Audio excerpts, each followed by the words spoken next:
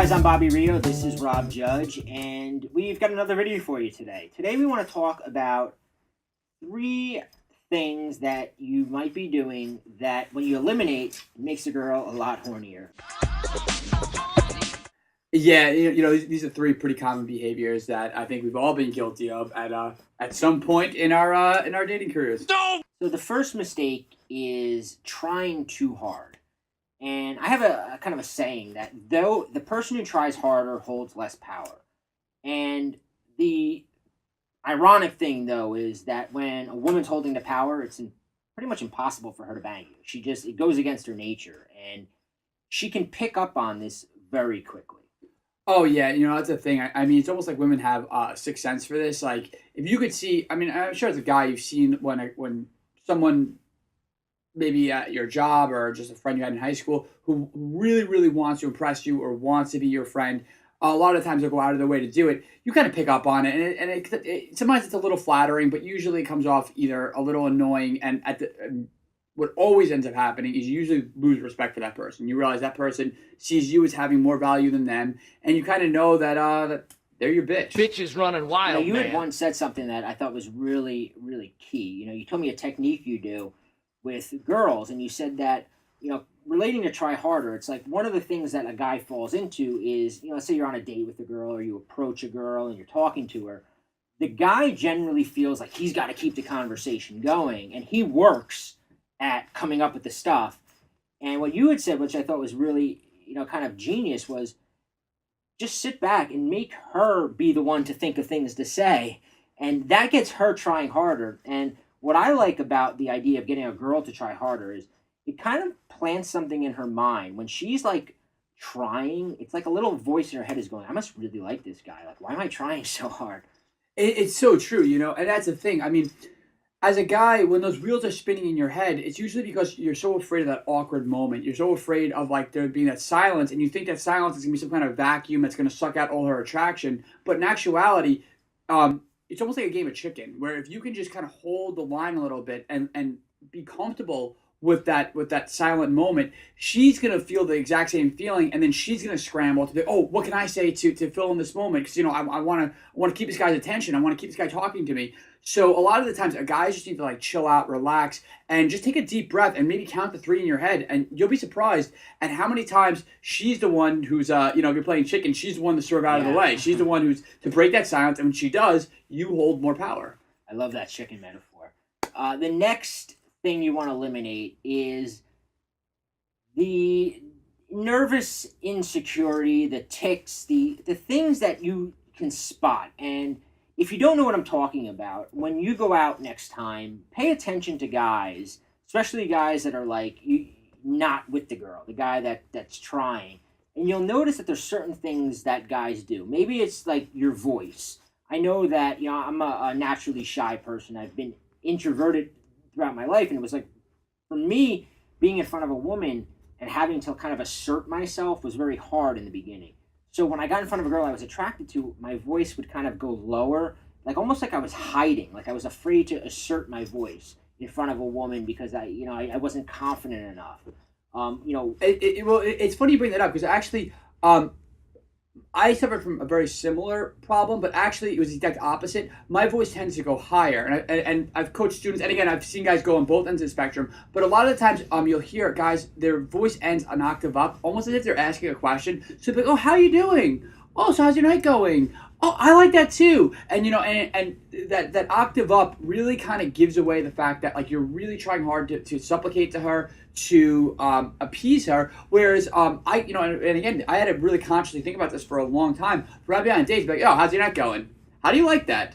What's going on? And that's a way more attractive vocal tonality than, hey, how's your night going? What's going on? Because you can just hear the nervousness. I can't even do it without feeling like weird and like, ugh. So that's the thing. So get yourself in the habit of just, I always call it ending your sentences with a hard period. So you're just like, hey, like, how's your night going? Even if you're asking a question, even if you're asking her what her job is, you're like if you ask, so what do you do? Or you're like, what do you do? What do you do? And that vocal tonality, that flirty vocal tonality, that sort of like hard period, is going to get her to be like, ooh, like, I like this guy. Whereas rather than like, oh, I'm just going to answer this cheese balls question. Yeah. So the third thing that you might be doing that you need to eliminate is letting a woman take the lead.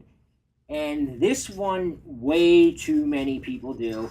I was Yeah. guilty of this myself, and I'll give you an example of how this works in reality. So maybe it could be on the most subtle level. It could be letting her. You get in the car and you say to her, "What radio station do you like?" and putting on the radio station she likes. It could be when you ask a girl out, saying, "So where do you want to go? Where what are you in the mood for?" You're putting the ball in her court. You're making her make the decision, and what happens is it kind of begins to turn into how the dynamic is. So what happens is later on in the night, she's going to be the one saying, "Let's go here. Let's do this." And once she establishes herself in the more masculine role, her attraction for you plummets. I mean, there's no easy way to say it. Yeah, that's like a one-way trip to the friend zone. Yeah. One-way ticket. It manifests itself in a lot of different ways, but you, right from the beginning of the date, the interaction, the encounter, need to establish yourself as the one who is making the decisions, who's leading it. And, just going back to the simple thing, when you get in the car, don't worry. I mean, it's very hard and to kind of feel like, well, what if she doesn't like it? What if I plan a sushi date and she doesn't like sushi? What if I get in the car and I put on Pearl Jam and she likes house music? Is she going to not like me? No. She's going to like you more for making the decision. Don't worry about it. And in fact, own whatever it is. If you get in the car and you love rap, blast the rap and enjoy it, bob your head to it. And you know what? Even if she doesn't like it, she's going to appreciate the fact that you're enjoying, that you do. Absolutely, and I'm sure everyone watching probably has a friend that is into something that they might not be into, but they're so passionate about it, and the way that they talk about it, and the way that they just sort of interact with whatever medium, whether it's like a style of movie or it's a style of music or whatever it is, some kind of quirk in their personality, that it just, because it's them, it just makes them a part of who they are, and you couldn't imagine them not doing that thing. I mean, that's the thing. I mean, what Bobby's saying, when you're leading with your personality, you're leading with your interest, with what is unique to you, and that's really what she wants to see. She doesn't really care about, if she wanted to just like do whatever she wanted, she wouldn't have gone on a date with you. If she wanted to drink appletini and listen to house music, that she would have done it by herself. She's on a date with you because she wants to see your personality, and you really have to like kind of own that and take confidence in that. And just when you show up to that date, if she doesn't like it, she'll let you know. If she really doesn't eat raw fish, she's going to let you know. But otherwise, just assume that whatever you like, she's going to enjoy. Not so much because it's the greatest thing ever, but because it's coming from you. Exactly. And, me and Rob recorded another video earlier. I don't know if you watched it yet, but in the video I talked about tennis, how I went on this date and the girl never called me back, but we had talked about tennis. And it kind of, in that video I talked about how I made mistakes. And that sort of encapsulated everything, because I didn't like tennis. I didn't want to play tennis. That was her thing. And I was like, "Oh, want to teach me how to play tennis." And I was like letting her lead, whereas it should have been me going, "Hey, this is what I enjoy. Why don't you come? I'll set up a date. I'll take you here. I'll show you how to do this." But I was letting her, teach me tennis, which I had I was trying too hard. So the final mistake is just not knowing what women chase. So what me and Rob did was, there are 4 things that really drive women wild. We call them the 4 horsemen of the chase. And these are the kind of things that if you dangle them in front of a girl, they go ape shit trying to chase you. And what we did was we put a little longer video together. You can click the link below where we walk you through the 4 horsemen of the chase, and also a sneaky little mind game that we call the scrambler. This has been such an important part of my dating life for the last, couple of years, and it's brought me so much success. It is so awesome to be sharing this with you guys. Yeah, I almost don't like sharing the scrambler because I know that I'm gonna get an email or a phone call from a girl that I used it on.